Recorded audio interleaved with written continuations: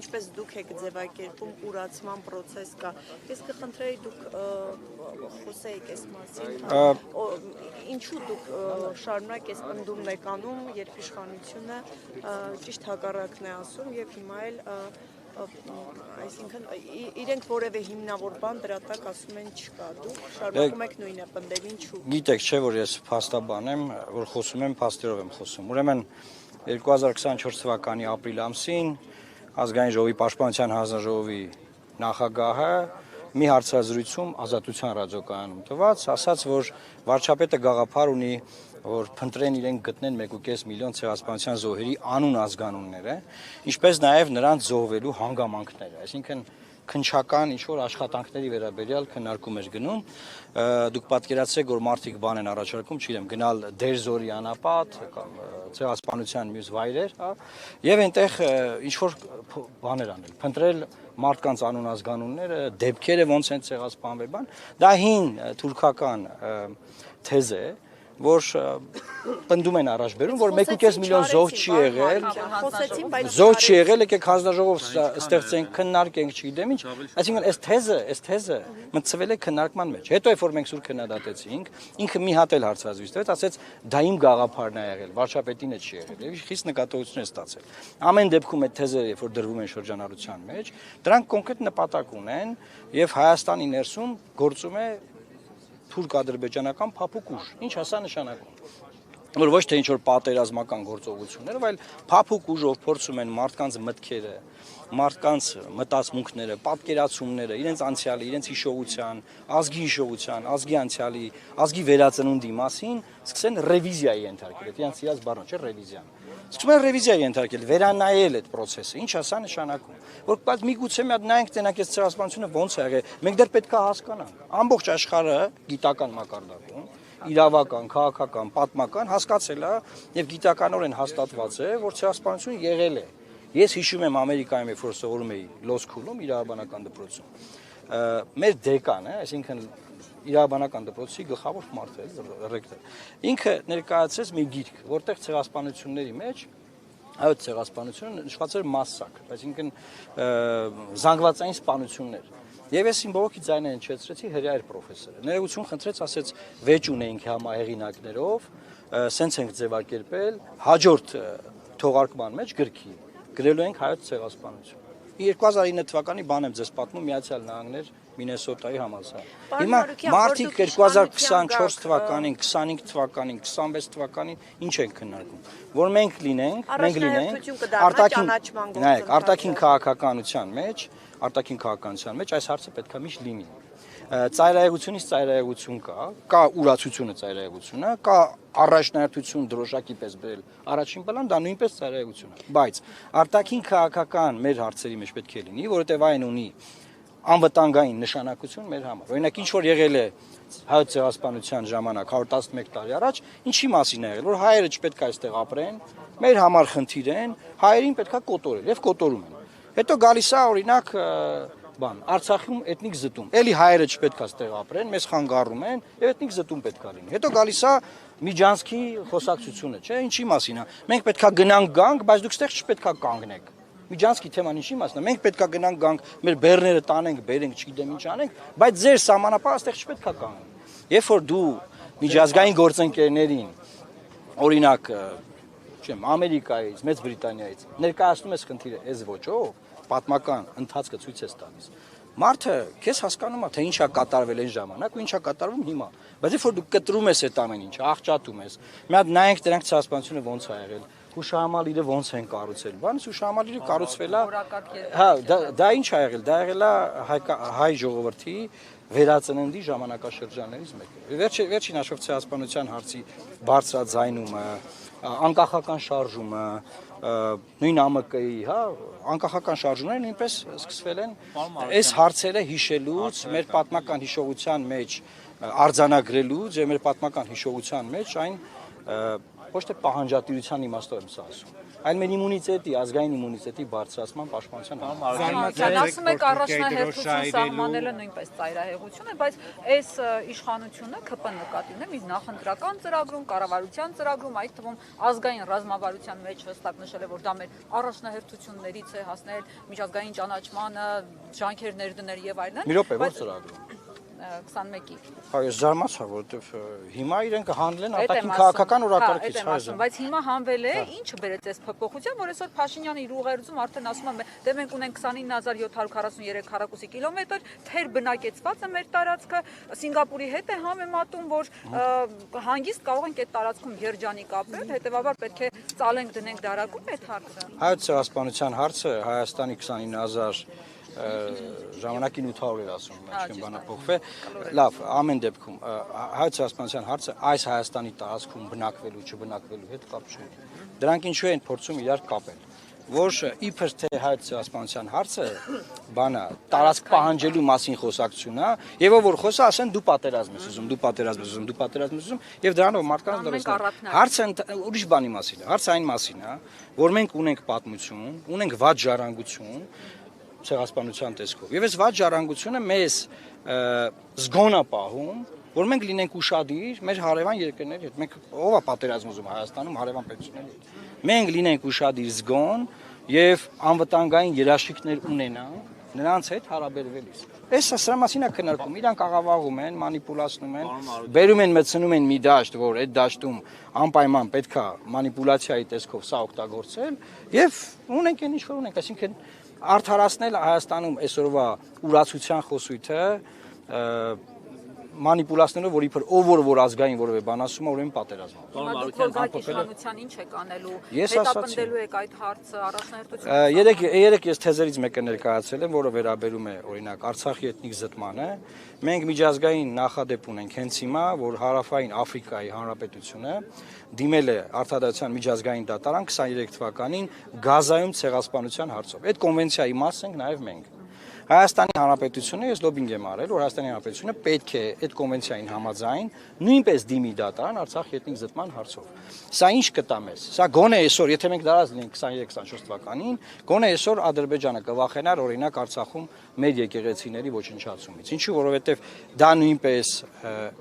կոնկրետ էթնոսի հետքերը մաքրելու, ոչնչացնելու ցեղասպանական գործողության մի հատված է։ Նիկոլ Փաշինյանը երեք դատապարտում է Թուրքիայի դրոշ վառելը, բայց ոչ մի խոսք չասաց Ստեփանակերտի եկեղեցու ոչնչացման վերաբերյալ։ Գիտեք, ես մի բան ասեմ, Ադրբեջանը իր պահվածքով եւ նաեւ Թուրքիան իրենց պահվածքով ամեն ինչ անում են, որ Հայաստանում ռացիոնալիզմը մեռնի։ Ինչ է սա նշանակում։ Ռացիոնալիզմի համատեքստում դրոշ վառելը մենք էլ ժամանակին ասել ենք, որ դա պետություն չունեցող ազգի բան է, այսինքն երբ որ պետություն ունես, դրոշ վառելը սազական չի քո ազգին, պետություն չունեցող ազգերը բան անում են նման բաներ, բայց երբ որ այդ ռացիոնալիզմը մեռնում է, օրինակ կոնկրետ եկեղեցու փլուզումով, ոչնչացումով Ստեփանակերտում, արդեն մարդիկ չեն կարողանում լսել ռացիոնալ խոսք դրա վերաբերյալ։ Հիմա իրենք այդ որ դատապարտել են, լավ դատապարտել են դրոշի այրումը, ես հասկանում եմ, կա դիվանագիտություն, կա հարաբերություններ։ Եկեղեցու փլուզումը, եկեղեցիների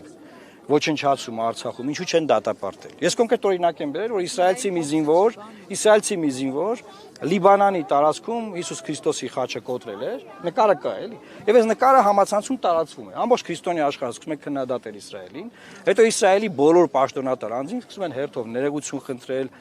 ափսոսանքի խոսքեր ասել, բան եւ հետո տեղադրում են նկար, որ խաչը ուղղել են եւ շտկել են, կոտրված է եւ ամեն ինչ նորմալ է։ Հիմա երբ որ Հայաստանը ձայն չի հանում, քրիստոնյա ոչ մի ժողովուրդ, ոչ մի ինստիտուտ, որևէ քրիստոնյա եկեղեցի, բացի մեր եկեղեցին նկատի ունեմ, չի միանում են արշավին, որ դատապարտի, որ քրիստոնեական ժառանգությունը, մշակույթը, առաջին քրիստոնյա ազգի մշակույթը, դուք որ ինչ եք ոչնչացնում Արցախում։ Եվ դրանով նաև Ալիևը շատ անկեղծ է, ես էլ ասեմ ու ամփոփեմ այս մասը։ Ինչու՞։ Որտեվ Ալիևը հայ ժողովրդին դանով ուղերձ տալիս, որ ձեզ որ ասում են մենք նախաստորագրել ենք խաղաղության պայմանագրի տեքստ, նախագիծը,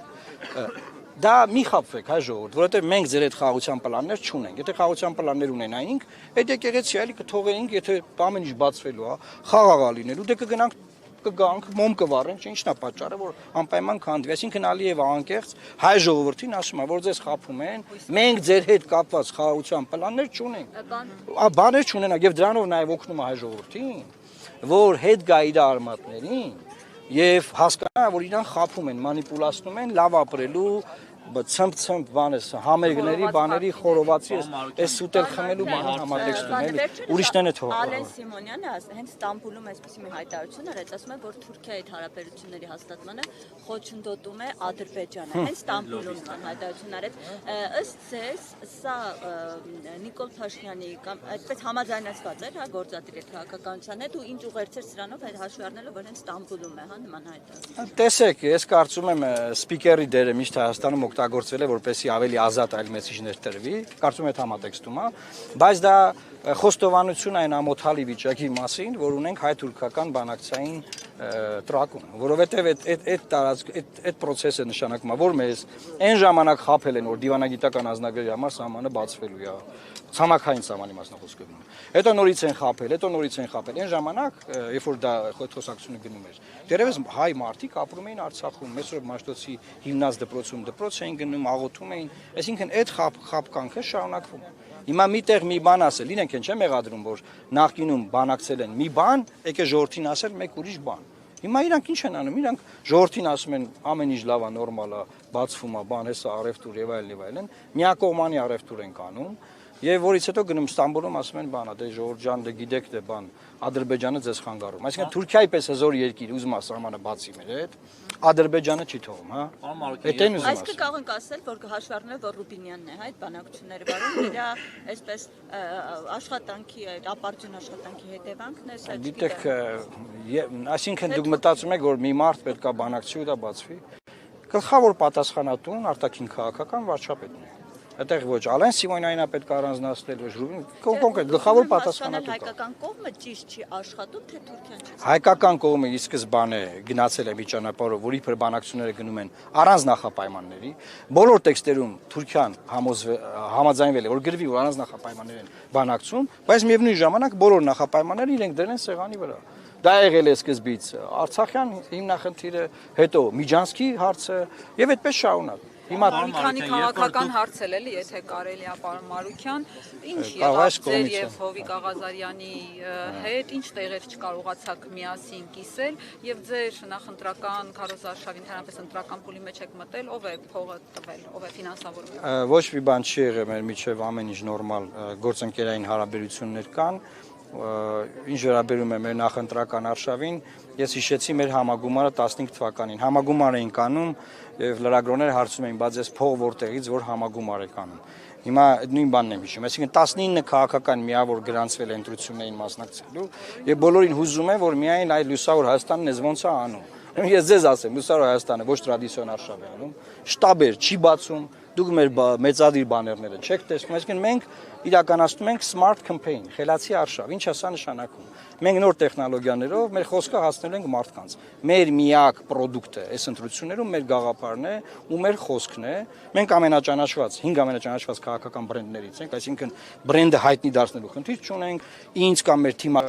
Դավիթ Խաչակյանը մեր ներկայացնում է կենտրոնական ընտրական հանձնաժողովում։ Մեր նախընտրական թիմի անդամ է, ուսակցությունից դուրս եկած մարդիկ կան, այո, նրանք չկան, չեն կարող լինել, որ ուզեն անել։ Ես էս ավարտեմ, էլի։ Ես ուզում եմ նաև լրագրողներին մի խնդրանք ներկայացնել կամ կա պահանջ։ Դա այն է, որ դուք դարձրել եք ընտրությունների վերաբերյալ խոսույթը, փողի խոսույթ։ Այսինքն, ով առաջին, մի րոպե, ով առաջին հայացքից, ասեմ, ով առաջին հայացքից փող ունի, հա, տպավորությունն է, որ ինքը լեգիտիմ ընտրություններին եւ քաղաքականությանը մասնակցելու իրավունք ունի։ Այդպես չի, ժողովուրդ ջան։ Այդպես չի։ Մենք դրանով կայլասեր ենք ամբողջ քաղաքական process-ը։ Այսինքն ով փող ունի նա կարող ընտրություններին մասնակցի, ով որ առաջին հայացքից չէ, ախր չի կարելի։ Ինչ եմ ասում։ Ինչ եմ ասում։ Պիտի հաշվետվի։ Այն ասում է։ Հա, բայց հաշվետվությունը տված է, մտեք նայեք, կտանք, ինչ խնդիր կա։ Մենք անցած ընտրություններին ամենակիչ գումարով, ամենակիչ Գորգիսյանի ականջները, Կարպիս Փաշյանի։ Հաստատեցնել պարոն Մարուքյան, ասում եք վարչապետի տեխնացու չունենք, բայց ցուցակը դուք եք գլխավորում։ Ինչ է նշանակում չունեք վարչապետ։ Ասեմ, մենք ի սկզբանե հայտարարել ենք, որ չենք մտնելու այս վարչապետական գզվրտոցի մեջ, երբ որ բոլորը հռչակում են, որ իրենք պետք է լինեն վարչապետ եւ վերջ։ Սա նաեւ մի process էր, որը նախընտրական դեռևս կոնսոլիդացիայի շրջանում խանգարեց կոնսոլիդացիաներին։ Մենք ի սկզբանե ասել ենք, որ այդ ամբիցիան չի կարելի առաջ մղել։ Այս ընտրությունները падգամավորների ընտրություններ են։ Մի հատ մարդիկ թող սկզբից падգամավոր ընտրվեն, հետո վարչապետական ամբիցիաները քննարկենք։ Այո, ցանկացած համասնական ցուցակի առաջին համար